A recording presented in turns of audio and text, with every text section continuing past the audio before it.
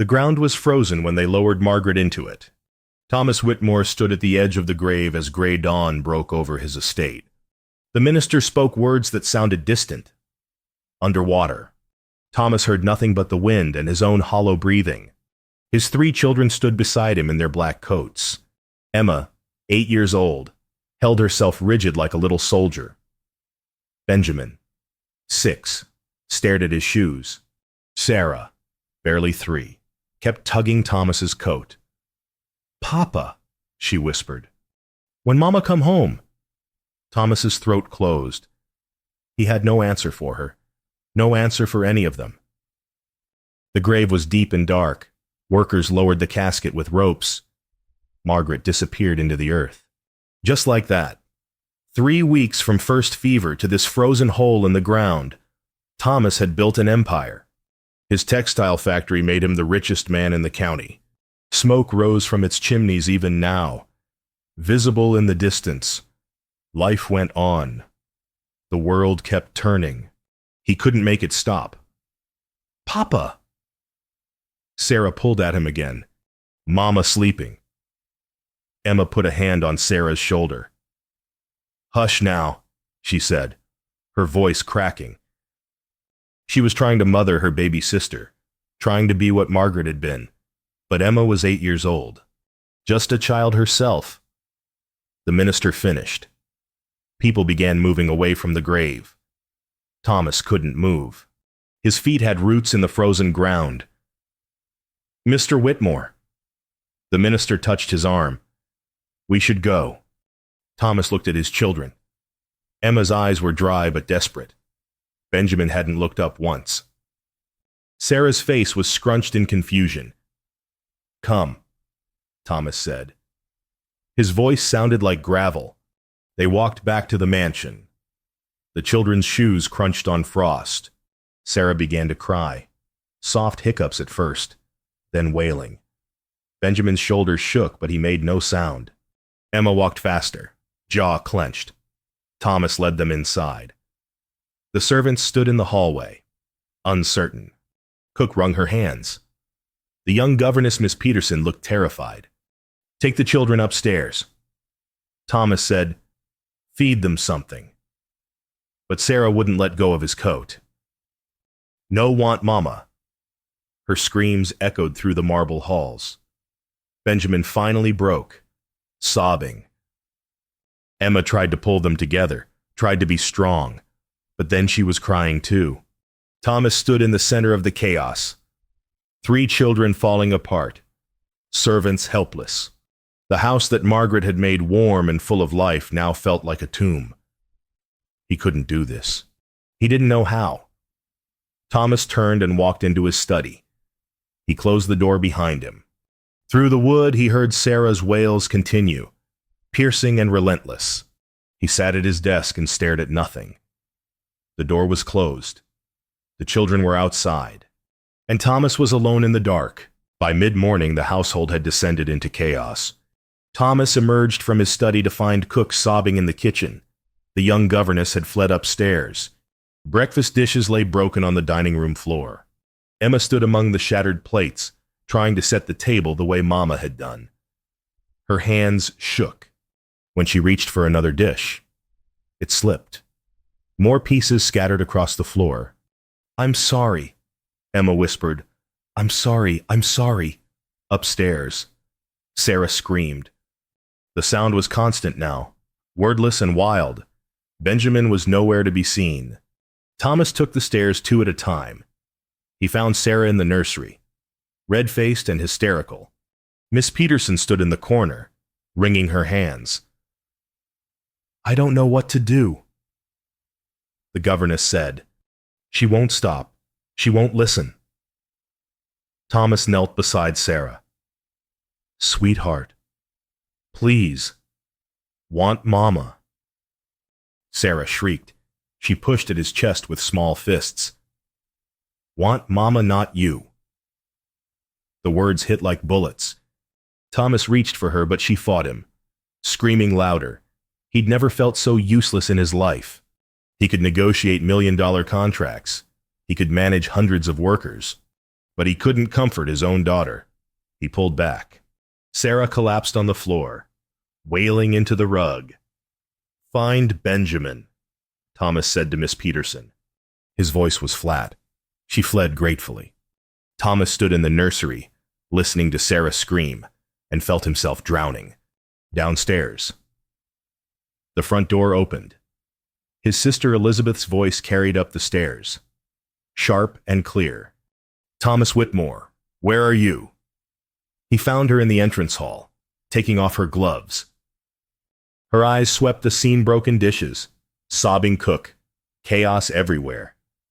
"Good God," Elizabeth said. She wasn't one for soft words. "Thomas, you cannot do this alone. I'm managing—" It was a lie, and they both knew it. "You're not—" Elizabeth turned toward the door. "I've brought someone."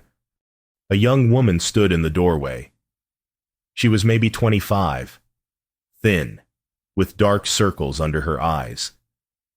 She held a small carpetbag in both hands. "This is Alma Sterling," Elizabeth said. "She's recently widowed. She needs work. You need help." Thomas looked at the stranger. She met his gaze for a moment, then looked away. There was something familiar in her eyes, something broken. "I don't need—" Thomas began. Sarah's scream pierced the air again. Then another crash from the kitchen. Thomas closed his eyes. Pride was a luxury he couldn't afford anymore. "What are her qualifications?" he asked. "She knows what it means to lose everything." Elizabeth said quietly, "That's qualification enough." The young woman Alma shifted her weight. "I was a governess before. I can help with the children." Her voice was soft but steady. She wasn't begging, just stating facts. Another wail from upstairs. Thomas felt his resolve crumble. "Fine," he said. "Mrs. Sterling, you're hired." "It's Miss Sterling," she corrected gently. "I mean, I was Mrs., but now—" She stopped. "Just Alma is fine." Elizabeth nodded approval. "I'll show her up to the nursery." Thomas watched them climb the stairs. The young widow with her small bag and tired eyes, going up to his children who were falling apart. He should have said no. Should have found another way. But Sarah's screams continued above, and Thomas had no strength left to refuse help, even from a stranger who looked as broken as he felt. Alma followed Elizabeth up the stairs toward the screaming. Her heart pounded. 6 months since Jacob died. 2 months since Grace stopped breathing in her arms. She'd thought she was ready to work again, ready to be near children without breaking. Now she wasn't sure. Elizabeth pushed open the nursery door. A little girl lay on the floor, crying. A boy huddled under the bed, just his shoes visible. An older girl stood frozen in the corner. Thomas Whitmore stood in the middle of it all, looking lost.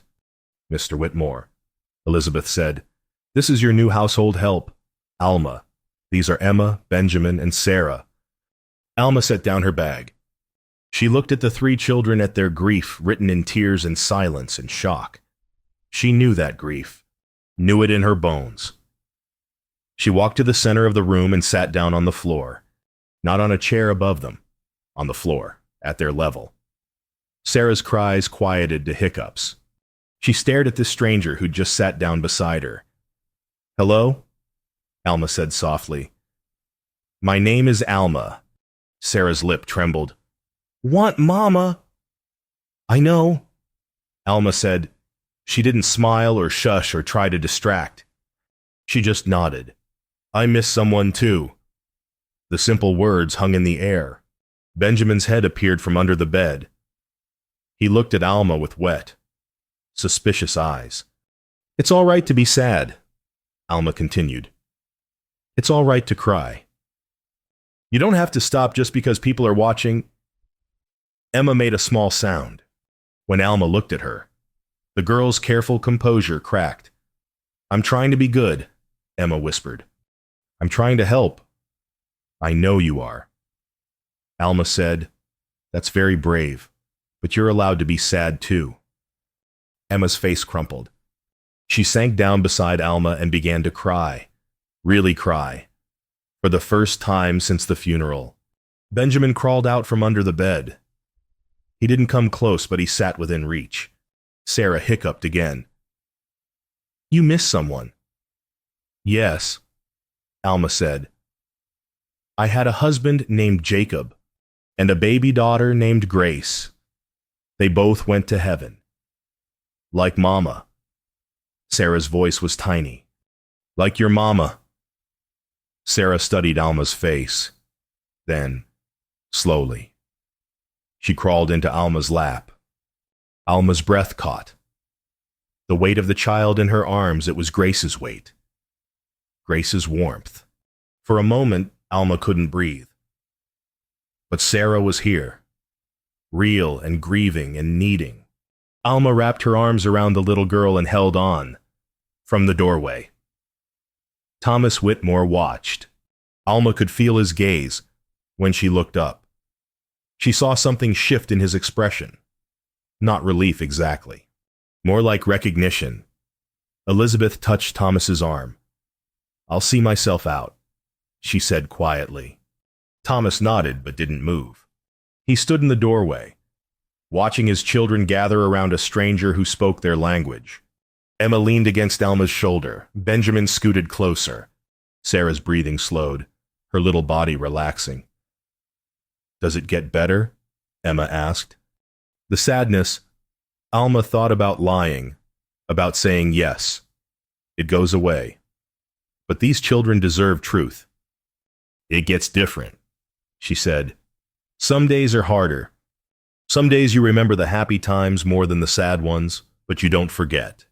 You just learn to carry it." "How?" Emma's voice was so small. "Together." Alma said, "You carry it together." She looked up at Thomas again. He was still watching. His face was unreadable, but his eyes were wet. The door stayed open this time. Not closed like before. Just open enough to let someone in. By afternoon, the house had quieted. Alma sat in the nursery with the children around her. She'd found a book on the shelf, Simple Stories. Nothing too sad. She read in a soft voice while Sarah dozed against her shoulder. Benjamin listened intently, his toy horse clutched in both hands. Emma sat close enough that their arms touched. "Are you hungry?" Alma asked when the story ended. They nodded. Of course they were. Probably hadn't eaten properly in days. "Let me see what I can find." She carried Sarah downstairs, the others following, in the kitchen. Cook looked up with red-rimmed eyes. "Oh, miss, I tried to feed them, but it's all right," Alma said gently. "Let me help." She found bread and butter, cold milk, some cheese, simple food. She brought it to the nursery and they ate together on the floor like a picnic. Sarah climbed back into Alma's lap. "Tell about your baby," she said. Emma gasped. "Sarah, that's rude." "It's all right," Alma said. She took a breath. Her name was Grace. She had the softest hair. So soft it felt like feathers. "Was she sick?" Benjamin asked. First words he'd spoken all day. "Yes, very sick. I held her while she slept and sang to her. She was so tiny." "Like me?" Sarah asked. "Even tinier. You were once that tiny too. All babies are." Sarah considered this. "Did she know you loved her?" The question pierced Alma's heart. "Yes, I told her every day." "Good," Sarah said firmly. She patted Alma's hand. "That's important." Or from the doorway. Thomas cleared his throat. Alma looked up, startled. How long had he been standing there? "I see you've managed to feed them." He said, "They were hungry." Alma helped Sarah slide off her lap. "I hope that was all right. I didn't want to disturb the kitchen." "It's fine." Thomas stepped into the room. He looked at his children, really looked at them for the first time all day. Emma's eyes were still swollen but calmer. Benjamin was actually eating. Sarah had stopped screaming. "Thank you," Thomas said quietly. Alma nodded. They just needed someone to listen. "Did you lose your daughter recently?" The question was blunt, but his voice was gentle. 2 months ago. My husband 6 months before that. Thomas's jaw tightened. "I'm sorry. I'm sorry for your loss as well." They stood in awkward silence, two strangers bound by grief. "Mama used to read to us every night," Emma said suddenly. "Will you read to us tonight too?" She was looking at Alma, hope and fear mixed in her small face. "If your father allows it," Alma said carefully. Thomas met her gaze. Something passed between them, understanding. Maybe. Or just mutual exhaustion. "Yes," he said. "That would be good." The afternoon light slanted through the windows. Outside, the factory smoke still rose. Inside, for the first time since Margaret died, the house felt like it could breathe. Thomas lingered in the doorway, watching. Not joining them, but not leaving either. Alma read another story. The children leaned in close. Sarah's breathing deepened into sleep. When Alma looked up again, Thomas was gone. But she could still feel his presence in the hallway beyond. Watching. Waiting. Beginning to believe. Maybe. That they could survive this. Together. Evening came soft and purple through the nursery windows. Alma helped the children prepare for bed. She ran warm water for washing, found clean night clothes, braided Emma's hair as best she could. "Mama did it different," Emma said, not critical, just factual. "Can you show me?" Alma asked. Emma tried to explain. Her hands moved through the motions her mother had taught her. Alma watched and learned. Between them, they managed something close to right. "There," Alma said. "Beautiful." Benjamin climbed into his bed without being told. Sarah clutched her stuffed rabbit and demanded a story. "One more." Alma agreed. "Then sleep." She chose a gentle tale about a garden that bloomed even in winter. As she read, the children's breathing slowed. The day's chaos settled into peace. When the story ended, Emma looked up at Alma with solemn eyes. "Miss Alma, did you have children besides the baby?" "Just Grace. She was my only one." "Does it ever stop hurting?" Emma's voice dropped to a whisper. "Missing them." Alma set the book aside. She thought about lying, about saying yes. The pain goes away. But these children deserved truth. "No," she said softly. "It doesn't stop, but it stops hurting all the time. Some days you remember the love more than the loss. Some days you can think about them and smile instead of cry." "When?" Emma asked. "When does that happen?" "Different for everyone. There's no rule.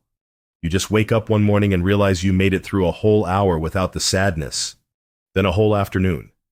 The gaps get longer." "But it comes back?"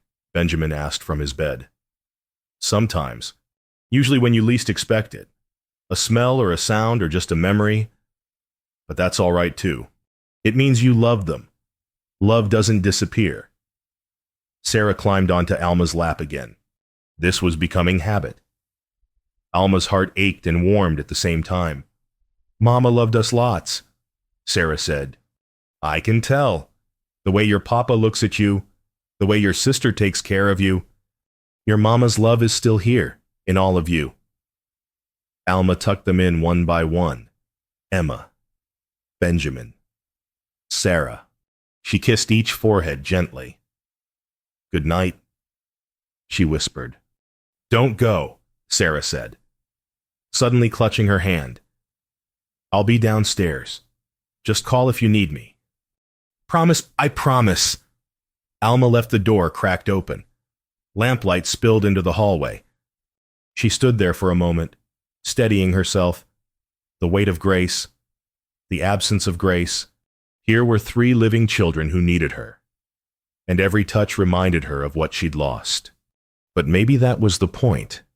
Maybe carrying grief meant you had room to carry love too. She descended the stairs. The house was quiet now. Servants had retired. Only lamplight and shadows remained in the parlor. Thomas stood before a portrait. Margaret Whitmore, beautiful in blue silk, smiled down from the canvas. Alma paused in the doorway. She should leave him alone. But he spoke without turning. They've been asking when she'll come home. I don't know how to make them understand she won't. Alma approached slowly.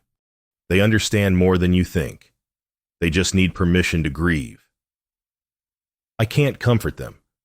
Every time I try, I make it worse. His voice was raw. You're grieving too. They see that. It makes it real for them. Thomas turned. His eyes were haunted. You lost your husband. Jacob. Fever took him fast. 1 week healthy. The next gone. And your daughter. Born early. Never strong. I held her for 6 weeks. Then one morning she just... Alma's voice broke. She steadied it. She stopped breathing. Thomas stared at her. How are you standing here? How are you not... He gestured helplessly. Broken. Alma finished. I am broken. I'm just learning to walk around with the pieces. Doesn't it hurt more? Being near children? Yes. Alma looked up at Margaret's portrait. But it also reminds me why love matters. Your wife knew that. She loved them so much they still feel it. That's everything. Thomas sank into a chair. I don't know how to do this. Neither do I. But maybe that's why I'm here. We can figure it out together. The clock chimed 9. Outside. Darkness settled fully over the estate. Thank you, Thomas said finally. For today. For giving them what I couldn't. You gave them a home. You gave them safety. That's not nothing. He shook his head. It's not enough. Then we'll find what is. Tomorrow. And the day after. Alma left him there in the lamplight, studying his wife's painted face. She climbed the stairs to check on the children once more. All 3 were sleeping. Emma's hand reached out toward Benjamin's bed. Sarah clutched her rabbit. Benjamin's breathing was deep and even. Alma pulled a blanket up over Emma's shoulder. The girl stirred but didn't wake. This wasn't Grace. They weren't hers. But for tonight, they were safe and sleeping and not alone. That would have to be enough. The nightmare came just past midnight. Alma woke to Sarah's screams echoing through the house. She grabbed her robe and ran barefoot down the hall. Sarah thrashed in her bed, still asleep but crying. Mama, mama. Don't go, sweetheart, I'm here. Alma gathered the child up. It's all right, just a dream. But Sarah's eyes opened wild and unseeing when she focused on Alma's face. Something shifted. You're not Mama, Sarah shrieked. She pushed at Alma with surprising strength. Want Mama, not you. You're not her. The words cut deep. Alma tried to hold on, but Sarah fought like a trapped animal. I want my mama. Sarah's voice rose to a wail. Go away, go away. Emma and Benjamin woke. They watched in horror as their baby sister rejected the only comfort available. Alma set Sarah down, hands shaking. The little girl scrambled to the far corner of her bed, sobbing. I'm sorry, Alma whispered. I'm so sorry. She backed toward the door. Her chest was tight. She couldn't breathe. This was a mistake. Coming here. Thinking she could help. These weren't her children. They didn't want her. They wanted their mother, and she was just a poor substitute. Alma made it to the hallway before the tears came. She pressed her back against the wall and slid down, gasping. Every time she closed her eyes, she saw Grace. Felt Grace's weight going still in her arms. Heard the silence after breathing stopped. I can't do this, she whispered to the empty hallway. I'm nobody's mother now. Footsteps on the stairs. Thomas appeared, concern creasing his face. What happened? I heard screaming. Sarah had a nightmare. She doesn't want me. She wants... Alma's voice broke. She wants her mother, and I'm not her. I can't be her. I thought I could help, but I'm making it worse. Thomas crouched beside her. You're not making anything worse. You saw her? She hates me. She's 3 years old and terrified. She doesn't hate you. His voice was gentler than Alma expected. You've done more in one day than I managed in weeks. It doesn't matter. Every time I hold them, I remember Grace. Every time they cry, I hear her last breath. I should leave. You should find someone else. Someone who isn't broken. From the nursery. A small voice called out. Miss Alma. It was Sarah, frightened, calling for the woman she'd just rejected. Alma pressed her hands against her face. I can't. You can, Thomas said quietly, because she needs you. They all do. They need their mother. Their mother is gone. But you're here, and right now, that's what matters. Alma looked up at him. In his eyes she saw the same exhaustion, the same fear, the same desperate hope that maybe they could survive this. What if I fail them? She whispered. Then we fail together. Miss Alma, Sarah called again, voice trembling. Please. Thomas held out his hand. Alma stared at it for a long moment. Then she took it and let him pull her to her feet. She went back into the nursery. Sarah was sitting up in bed, tears streaming down her face. I'm sorry. The little girl sobbed. I'm sorry I yelled. Alma sat on the edge of the bed. It's all right to be angry. It's all right to miss your mama. But I was mean to you. I understand. Sometimes when we're sad we get angry too. That's normal. Sarah launched herself into Alma's arms. Don't leave. Please don't leave. Alma held her close, rocking slowly. Her own tears fell into Sarah's hair, but she didn't try to stop them. I'm here, she whispered. I'm right here. Benjamin climbed out of his bed and came to lean against Alma's side. Emma wrapped her arms around both of them. 4 people holding on in the darkness. None of them whole. All of them trying from the doorway. Thomas watched. His face was wet. He didn't hide it. Alma met his gaze over the children's heads. A silent understanding passed between them. This was going to hurt. For all of them. For a long time. But maybe hurt shared was better than hurt alone. The house stayed quiet after the children finally slept again. Alma went downstairs. Nerves still raw. She needed tea or air or something to stop her hands from shaking. In the kitchen, she found the kettle and put it on to heat. Her movements were automatic. Mechanical. Don't think, just move. Footsteps behind her. Thomas appeared in the doorway, hesitant. May I join you? He asked. Alma gestured to the table. They sat across from each other like strangers at an inn. The kettle began to whistle. Alma poured 2 cups. The simple ritual steadied her slightly. Thomas accepted the tea but didn't drink. I wasn't there when Margaret died, he said suddenly. There was a problem at the factory. Equipment failure, workers at risk. I went to handle it. She was fine when I left. Resting but fine. Alma waited. Let him speak. By the time I got back 3 hours later, she was gone. Emma said she just closed her eyes and stopped breathing. I wasn't there. I was worried about machinery instead of my wife. It wasn't your fault. Wasn't it I chose the factory? I always chose the factory. She deserved better. She chose you, Alma said gently. Knowing who you were. That means something. Thomas finally looked up. Why did you come here, really? Alma wrapped both hands around her cup. The warmth helped. I needed work. Your sister found me through the church. But truthfully, I needed to be near children again, even though it hurts. Because Grace is gone, but love isn't. Does that make sense? Yes. His voice was rough. More than you know. Tell me about Jacob. Thomas said. Your husband. So Alma told him about Jacob's laugh, his terrible singing, the way he'd rub her feet after long days, how the fever came so fast they barely had time to say goodbye. And Grace, born too early, 6 weeks of hope. Then one morning, her throat closed.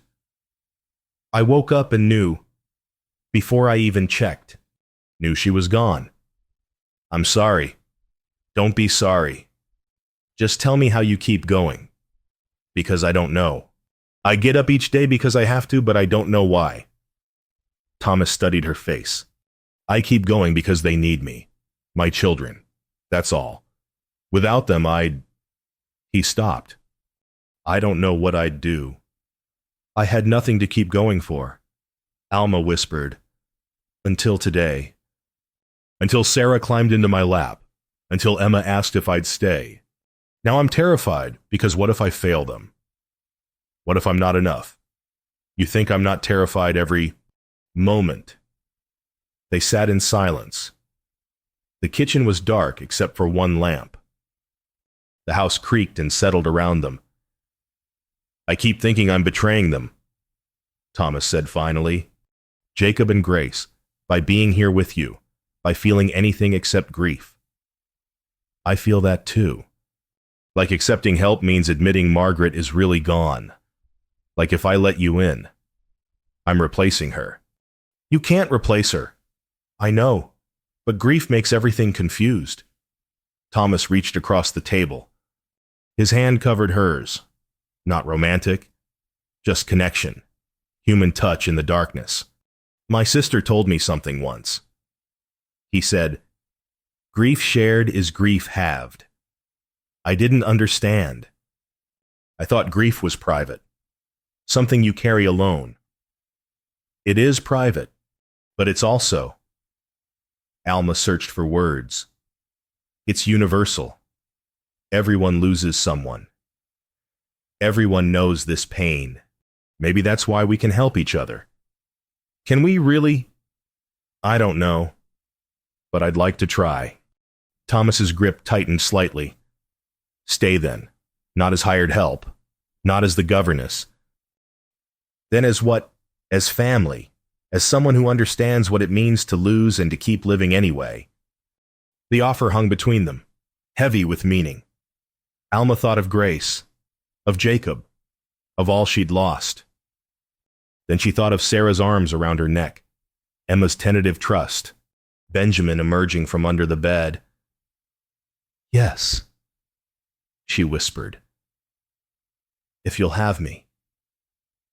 We already do, outside the kitchen window. Darkness was beginning to soften. Not yet dawn, but no longer deepest night. The hour before sunrise, when everything holds its breath. Thomas released her hand. They drank their tea in companionable silence. Two people who'd lost everything, who'd been hollowed out by grief, who were beginning, just beginning, to believe they might survive after all. Not alone, never alone again. Thank you, Thomas said as the first gray light touched the windows. For what? For staying, for understanding, for being brave enough to try. Alma smiled for the first time in months. It felt strange on her face, unfamiliar but not wrong. Thank you for letting me. They climbed the stairs together as dawn broke. Alma checked on the children once more. All three sleeping peacefully now? She stood in the doorway and Thomas stood beside her, two guardians watching over three broken hearts. The worst was past. Not over. Never over. But past. Tomorrow would be hard, and the day after. But they'd face it together. Family. Not born, but chosen. Built from broken pieces and held together with hope. Morning light came golden through the parlor windows. Thomas woke early, surprised he'd slept at all. He found Alma already up, preparing breakfast in the kitchen. She moved quietly, efficiently. At home in his house after only 2 days.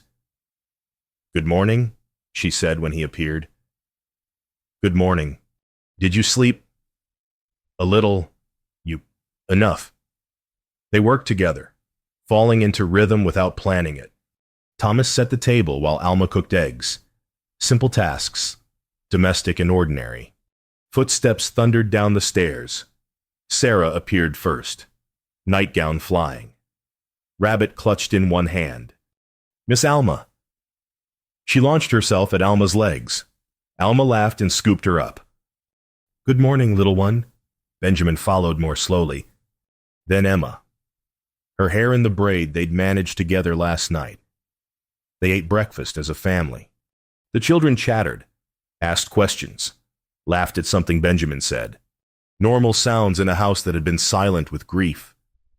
After breakfast, Emma approached Alma shyly. "Miss Alma, can you braid my hair again like you did last night?" "I'll try. But I'm not very good at it." "That's all right. Mama had to learn too. She told me once." Emma sat patiently while Alma worked through her hair. The braid came out crooked. "It's not right." Alma said, "Show me how your mother did it." Emma tried to explain. Her small hands moved through the motions. Alma watched and learned. Together they managed something better. "There," Emma said, touching it carefully. "That's closer." "We'll keep practicing," Alma promised. "Every day until we get it perfect." Sarah wanted to help in the garden. Benjamin wanted to show Alma his toy horses.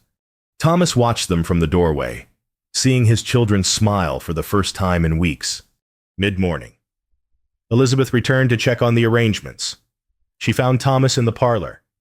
"Well," she said, taking in the scene, "you look better than yesterday." "I feel better." "The children are better. Miss Sterling is working out then. She's—" Thomas paused. "How to explain? She understands. She knows what they're feeling because she's felt it too." Elizabeth studied him carefully. "And you? How are you managing? Taking it one day at a time." "That's all you can do." Elizabeth squeezed his shoulder. "You've made the right choice. Thomas, accepting help, that takes courage." After Elizabeth left, Thomas found himself drawn to Margaret's portrait again. He stood before it, studying her painted smile. "I hope you'd approve," he murmured, "of Alma, of the children taking to her so quickly. I'm not trying to replace you. I hope you know that." The painted eyes looked back with eternal kindness. Thomas imagined her voice, "Take care of them. That's all that matters." He heard voices from the nursery, his children playing. Actually playing. He climbed the stairs to watch. Alma sat on the floor with all 3 children. They were building something with wooden blocks. Sarah knocked it down and they all laughed. "Papa." Emma spotted him. "Come help us build." Thomas hesitated in the doorway. He couldn't remember the last time he'd played with them. Work had always called. Business had always mattered more. "Please," Emma asked. Thomas entered and sat on the floor. Alma made room for him. Together the 5 of them built a tower of blocks. When Sarah knocked it down, they rebuilt it. Again and again, until Sarah's laughter filled the room.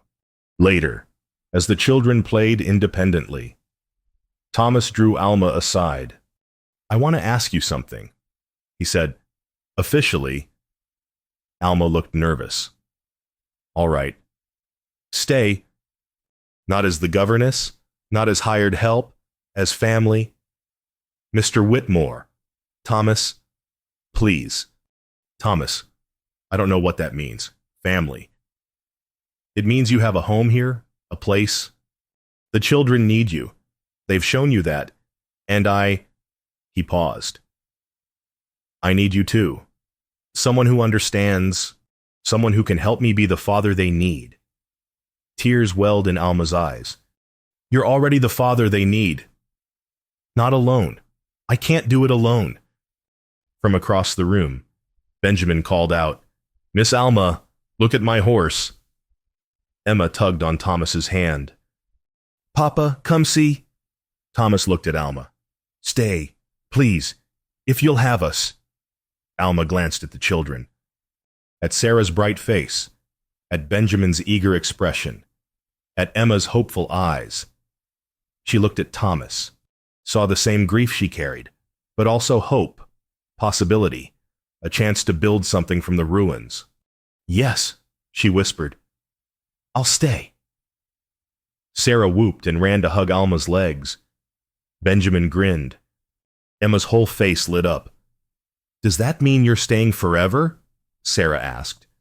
It means I'm staying as long as you'll have me. Forever then, Sarah declared. Thomas felt something in his chest loosen. Not happiness yet. Not entirely. But the first stirring of peace. They stood together before Margaret's portrait. All 5 of them. The children between Thomas and Alma. Emma slipped her hand into Alma's. I think Mama would like you.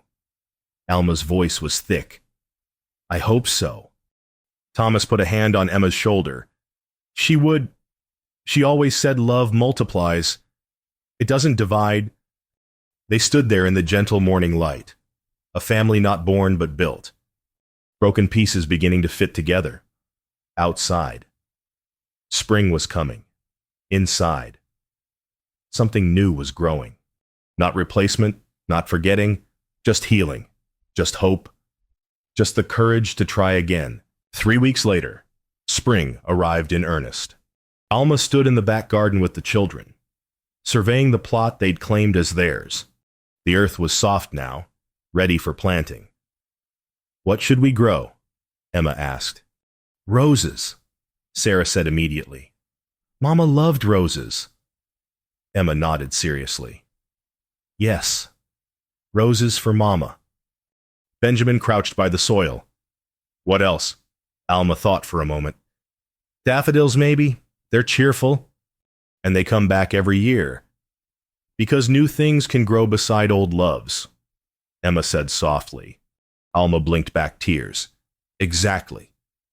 They worked together through the afternoon. Thomas joined them after checking on factory business.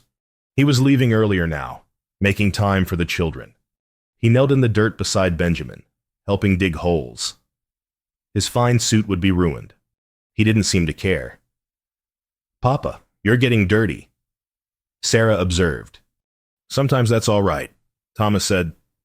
They planted roses along the fence, climbing roses that would bloom pink and white, yellow daffodils in clusters, some herbs for cook, a small vegetable patch. When they finished, they stood back to admire their work. It doesn't look like much yet, Emma said. It will, Alma promised.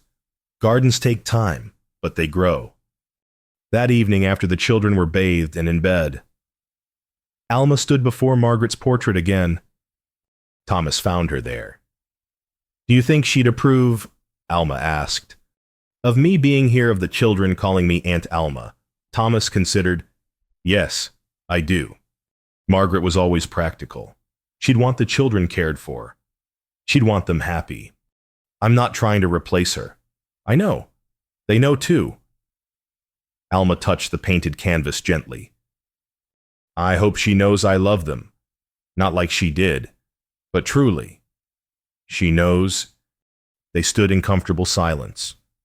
Over the past weeks, they'd fallen into new patterns. Breakfast together. Evening stories. Shared care of 3 grieving children. It wasn't romantic. Not yet. Maybe never. But it was family. I need to thank you, Thomas said. You gave me my children back. Before you came, I couldn't reach them. Now I can. You always could. You were just too hurt to see how. Still, thank you. Alma smiled. Thank you for letting me stay, for giving me a purpose again. I was lost before I came here. We were all lost. Outside. The garden plot waited for seeds to sprout. Inside, 3 children slept peacefully. Thomas and Alma checked on them together. Emma sprawled across her bed. Peaceful. Benjamin clutched his horse. Sarah hugged her rabbit, lips curved in a small smile. They're healing, Alma whispered. Because of you. Because of all of us. They descended the stairs together. At the bottom, Alma paused. I should tell you something, she said. Some days I still cry. When I think of Grace, of Jacob. Those days won't stop coming. I know. Same for me with Margaret. But I don't feel guilty anymore. For being here, for loving your children, for building something new.